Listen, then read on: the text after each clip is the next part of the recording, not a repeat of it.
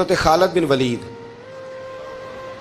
رضی اللہ تعالیٰ عنہ بڑے بہادر ہیں. حضور نے فرمایا یہ اللہ کی تلوار ہے, یہ اللہ کی.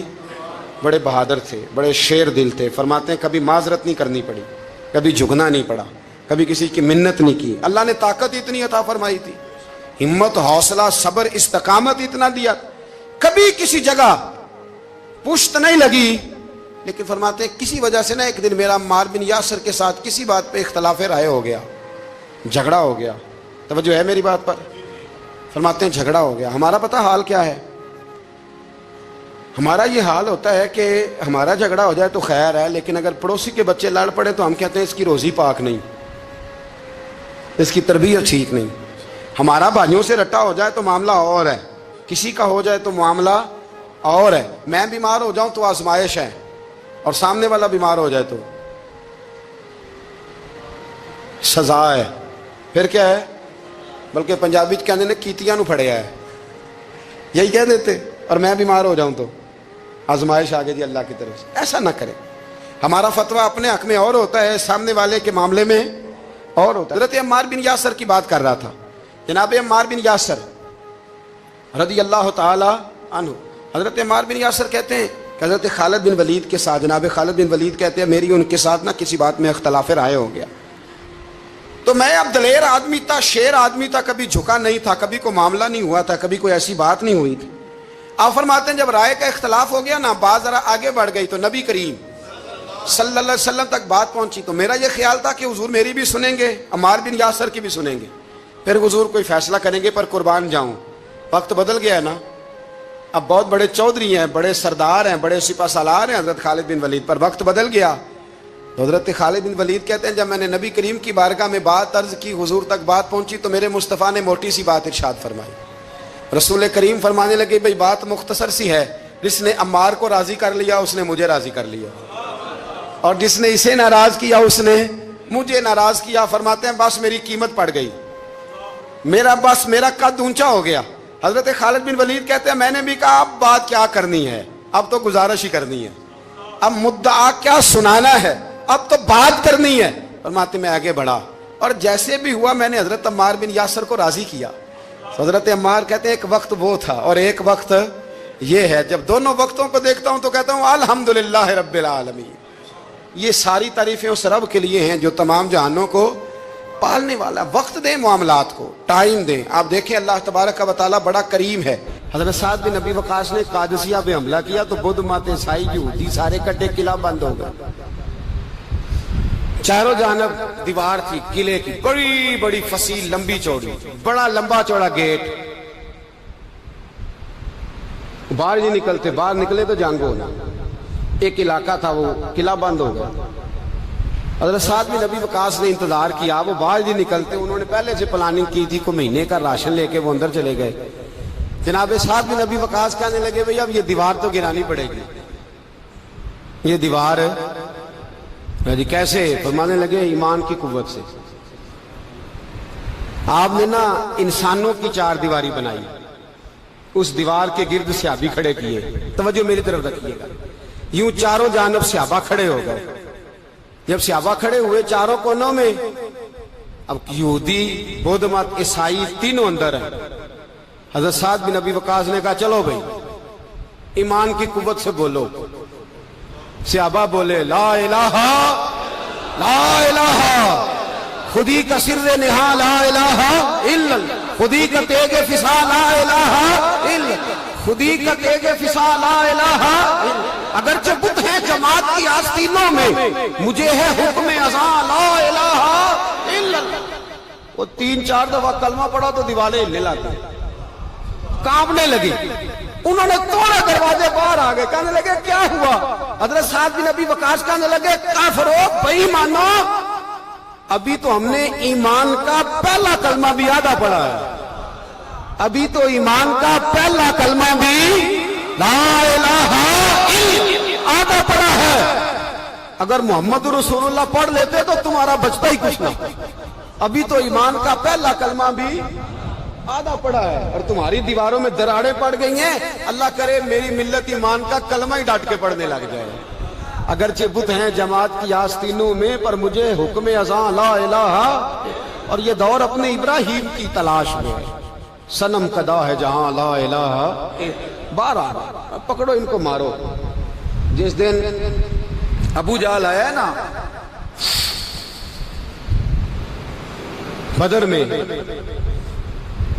اس نے جاسوس بھیجا. محمد بن عینیہ تھے یا عروہ بن مسعود, دو مختلف نام کتابوں میں آتے ہیں.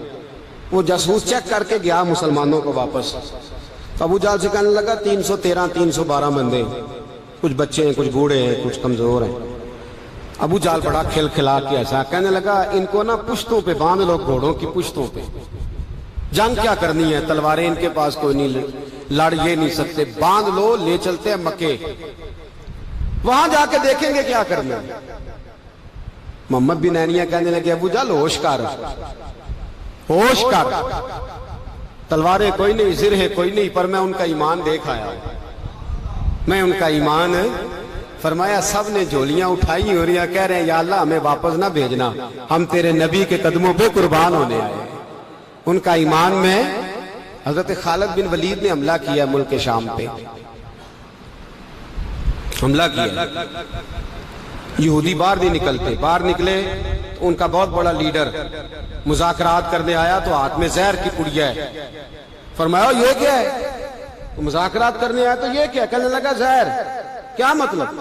کہنے لگا اگر مذاکرات ناکام ہوئے تو زہر کھا کے مر جاؤں گا, مسلمانوں کو کبھی اقتدار نہیں دوں گا. تو آپ فرمانے لگے زہر بھی تب بھی اثر کرے گا نا جب میرا اللہ چاہے گا. کس کی قوت؟ ایمان کی. کس کی قوت؟ زہر کب اثر کرے گا؟ جب اللہ. تو کہنے لگا یہ بڑا زہریلا زہر ہے ہمارے علاقے کا, یہ تو کسی کے ناک میں ذرا ہوا سے چلا جائے تو بندہ مر جاتا ہے. آپ فرمانے لگے بندہ تب بھی مرتا ہے جب اللہ مارے, اور جسے اللہ نہ مارے مر سکتا. وہ کہنے لگا کیسے ہو سکتا ہے؟ فرمایا لاؤ ادھر. حضرت خالد بن ولید. اور بھائی طاقت ایمان کی قوت سے ملتی ہیں, ہمت ایمان کی قوت سے. فرمایا بلا سارے یہودی, سارے آ گئے. فرمایا تم کہتے ہو زہر ہوا کے ذریعے ناک میں بھی چلا جائے تو بندہ مر جاتا ہے. پوری پڑیا زہر کی جناب خالد کھا گئے, پانی کا گلاس پی گئے, 18 رکعتیں نفل بھی پڑھ گئے.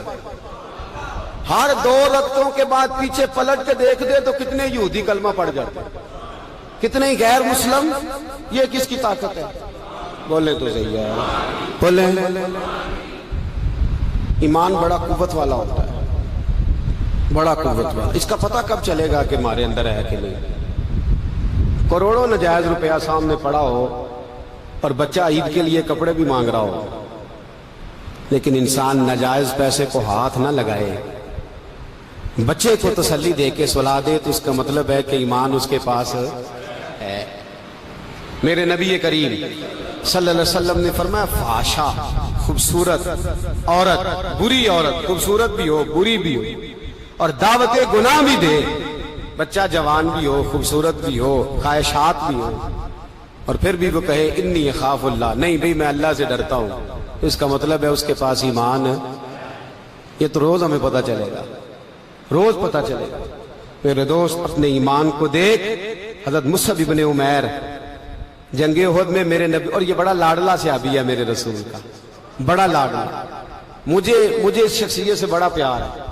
ان کا جو بھی کہیں مجھے ارشاد کوئی قول ملتا ہے تو میں الگ سے ڈائری پہ لکھتا ہوں.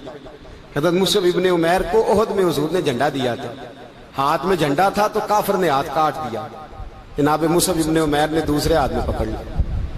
جب وہ بھی ہاتھ کٹ گیا تو 2 کٹے ہوئے ہاتھوں سے جھنڈا پکڑا ہے, جھنڈا پکڑا.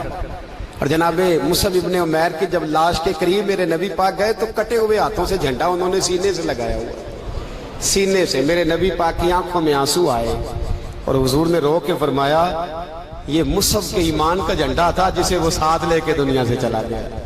یہ اس نے زمین پر گرنے. اپنے ایمان کو دیکھو, ایمان کو پرکھو, ایمان پر محنت کرو. سب سے پہلی بات تو یہ کہ قدر کرو کہ ہم مسلمان ہیں, اپنے دین کی. دوسری بات قرآن پاک کے ساتھ پیار کرو. تیسری بات شہادت کی آرزو. چوتھی بات ایمان کو مضبوط کرو. ایمان کو بولیے ایمان کو. اللہ فرماتا ہے تم ایماندار رہنا, میں تمہارے ساتھ رہوں گا. ولا تہنوا ولا تحزنوا وانتم الاعلون ان کنتم مومن. یہ پختہ ہوتا کیسے ہے؟ اقبال کہتے ہیں ایسے لوگوں کے پاس بیٹھا کر جو تیرا ایمان پختہ کرتا ہے، ایسے لوگوں کی سنگت میں رہا کر جو تیرے ایمان کو، کہتے ہیں وہی ہے تیرے زمانے کا امام برحق، وہی ہے تیرے زمانے کا امام برحق جو تجھے حاضر و موجود سے بیزار کرے اور موت کی شکل میں دکھلا کے تجھے جلوہ دوست زندگی تیرے لیے اور بھی دشوار کرے، اپنے اوپر مشقت کرے. آج جمعۃ الوداع کا موقع ہے. ہم اکیلے مسلمان نہیں، فلسطین والے بھی مسلمان ہیں، کشمیر والے بھی مسلمان ہیں، بوسنیا والے بھی مسلمان ہیں، افغانستان والے بھی، عراق میں جو لوگ بھیک مانگ کے گزارا کر رہے ہیں وہ بھی مسلمان ہیں. ہمیں کم از کم ان کے لیے دعا تو کرنی چاہیے، ہمیں قوت اسلامیہ کا اظہار تو کرنا چاہیے، قوت اسلامیہ کا پیغام تو عام کرنا چاہیے. کریں گے انشاءاللہ تعالی؟ یہ 4 باتیں آپ کو یاد رہیں گی انشاءاللہ. میری یہ درد مندانہ اپیل ہے آپ دوستوں سے، اور کچھ کرے نہ کرے میرے محبوب کی امت کے لیے دعا ضرور کیا کریں، ان کے لیے دعا کیا کریں. اے اللہ اس قوم کو غیرت ایمانی عطا فرما دے، اے اللہ اس ملت کو جذبہ جہاد عطا فرما دے، اے اللہ اس امت کو شوق شہادت عطا فرما، اے اللہ اس قوم کو اپنے نبی کا سچا پیار عطا فرما صلی اللہ علیہ وسلم، اور اللہ سب کے لیے رحمت کے فیصلے فرمائے. آخر دعوانا ان الحمدللہ رب العالمین. حضرت عرفہ بن ربی حضور کے غلام ہے، وہ روایت کرتے ہیں، کہتے ہیں جب جبلہ اہم کے خلاف ہم لڑنے گئے تو روم کی فوجیں بھی تھی اور عرب کے دیگر قبائل کی فوجیں بھی. کہتے ہیں ہمارے سپہ سالار کا نام حضرت خالد بن ولید تھا، معمولی آدمی نہیں جسے نبی پاک نے فرمایا یہ اللہ کی تلوار ہے، سیف اللہ. خالد بن ولید سپہ سالار تھے، لیکن کہتے ہیں کہ ہم نے ذرا سا حملہ کیا تو انہوں نے اتنی سخت ہم پر مزاحمت کی کہ مسلمان کہنے لگے آج بچ کے نہیں جائیں گے. کہتے ہیں ہم سارے حضرت خالد بن ولید کے قریب گئے. یہ کوئی ہم نے نہیں حوالہ لکھا، یہ تاریخ اسلام، ان کو سارے مسالک پڑھتے. کہا حضرت خالد بن ولید سے کہ حضور مسئلہ کیا ہے؟ کسی جنگ میں پیچھے نہیں اٹھے، آج کیا ہوا؟ جناب خالد بن ولید کہنے لگے میری ٹوپی گھر رہ گئی ہے. میری کوئی نہیں سمجھ آئی آپ کو؟ میری تو نے کہا حضرت صاحب ٹوپی ہم سے لے لیں. کہنے لگے وہ والی نہیں، میرے والی رہ گئی ہے. کہا ٹوپی کا جنگ سے کیا مطلب ہوا، تلوار سے کیا مطلب ہوا؟ تو آپ فرمانے لگے میں نے اپنی ٹوپی میں نبی پاک کے 3 بال مبارک سیے ہوئے ہیں، 3 منہ مبارک. امت غور کرے اس بات پر، 3 منہ مبارک ٹوپی کے اندر سیے ہوئے. فرمانے لگے تلواریں تو سب کے پاس ہیں، مجھ سے بہادر بہادر سیانے بندے بھی ہیں، پر جب میں حضور کے منہ مبارک سر پہ رکھ کے میدان میں نکلتا ہوں تو فرمایا پھر اللہ مجھے ہر میدان میں کامیابیاں عطا فرماتا ہے. یہ نظریہ دیکھو، عقیدہ دیکھو، تبرک کی کوئی نہیں، برکت کی کوئی نہیں. کہاں بیٹھ کے دین پڑھا ہے؟ یا ہمیں سمجھا لو یا پھر ہم سے ایک کام ضرور کرو بھائی، ایک طرف تو آؤ نا. حضرت خالد بن ولید کہنے لگے ٹوپی رہ گئی ہے. صحابہ دلیری دینے لگے کچھ نہیں ہوتا، قربان جائیں. حضرت ابو عبادہ بن جراح کہتا ہے میں مدینے میں سویا ہوا تھا تو نبی پاک مجھے خواب میں ملے. حضور نے فرمایا میرے خالد کے گرد فوجیں چڑھ گئیں، تو یہاں سویا ہوا ہے، اٹھ پکڑ بندے چل پہنچ میدان میں. کہتے ہیں میں نے، حضرت ابو عبادہ بن جراح کہتے ہیں میں صبح اٹھتے ہی میں نے لشکر تیار کیے، گھوڑے دوڑائے، مدد کے لیے نکلے. جب ہم رستے میں جا رہے تھے تو ایک ہمیں نوجوان ملا گھوڑے پہ، سر پٹ گھوڑا دوڑا رہا ہے اور بڑی اس کی تیزی ہے. کہتے ہم نے آواز دی تو اس نے اور تیز کر دیا. حضرت خالد بن ولید کے میدان کے قریب پہنچ گیا. کہتے میں نے 2 سپاہی دوڑائے، میں نے جا کے کہا اسے روکو، کون ہے؟ کہتے جب ہم قریب گئے نا تو اس نے کہا پیچھے ہٹ جاؤ، قریب نہ آنا. کہتے ہم نے کہا تو کون ہے؟ کہنے لگے میں حضرت خالد بن ولید کی زوجہ ہوں، میں ان کی اہلیہ ہوں. تو کہا آپ کدھر جا رہی ہیں؟